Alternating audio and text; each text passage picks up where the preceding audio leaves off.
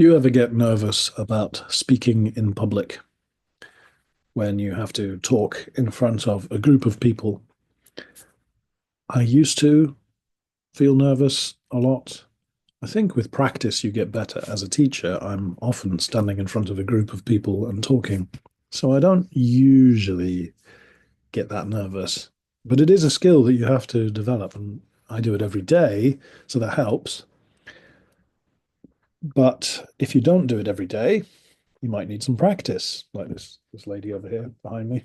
She's public speaking. She looks a bit nervous. Here are 6 exercises that you can do to prepare yourself for speaking in public. Let's go through them. Number one, gestures. So using your hands and arms to complement your words. Using your hands to complement your words. Now, it's possible to do too many gestures, like, oh, yeah, I went to England last month. It was a wonderful time. It's a little bit too much. But a few, of course, as a native speaker, I naturally want to use my hands, but maybe that's difficult as a Japanese person. But a few gestures are okay. It's a good way to emphasize your main point.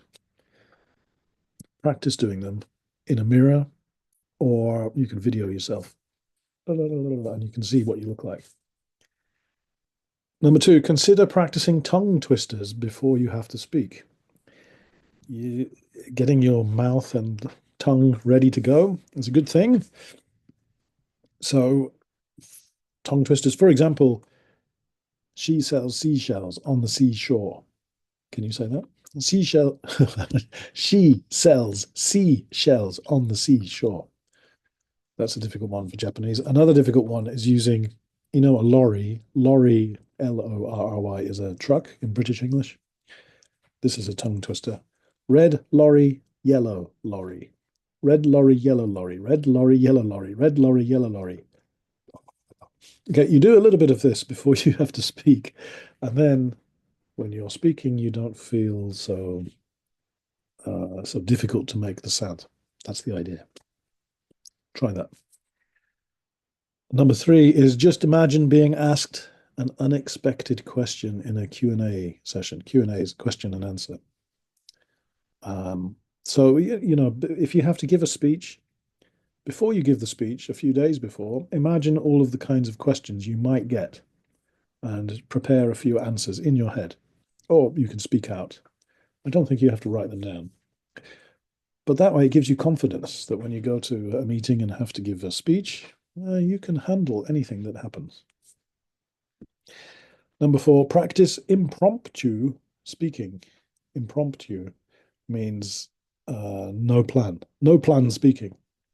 One way to do that is to grab an object, anything, and try and give a speech about the item, like how about like a 1 minute speech. So set a timer and give a 1 minute speech. I will grab something here. Oh, I have this tape. Can I talk for 1 minute? I won't bore you with 1 minute, but for example, this is a yellow tape. I use it for taping down pictures because one of my hobbies is watercolor. And when you use watercolor, the water gets everywhere and makes the paper shrink. So you use this tape to tape down the paper. An added advantage of using tape is it leaves a straight line around like a frame around the paper. So when you show your picture, it looks very neat and tidy. I'm not sure that's very interesting, but you can see doing something like that. Try that at home. Pick up something on your desk or something in your bag or anything and try and talk about it for 1 minute. Way of practicing, okay? Number five is know your audience. If you know you're going to be speaking to some children, you have to think about, well, what would children be interested in? If you know you're giving a speech to businessmen, particularly men, then you think, okay, well, what would they be interested in? What should I stick to?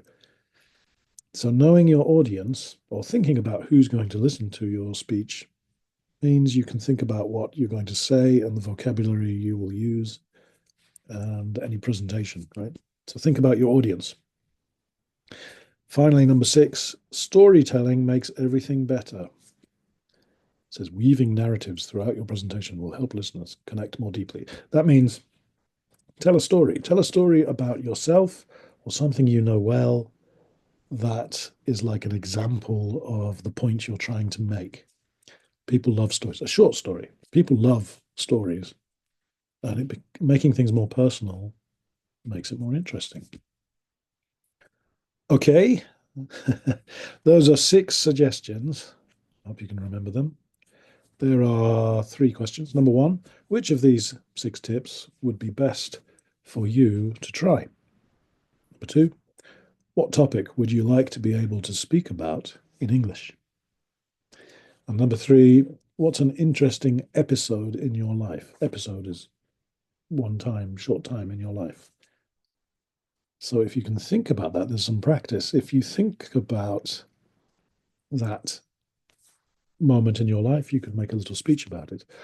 Or you could try the impromptu exercise from point 4, which is pick up something and try and talk about it for 1 minute. So don't plan beforehand, just pick it up, start talking. Difficult at first, but the more you get used to it, the easier it gets. Okay, thank you. I'll stop talking now. Time for you to talk.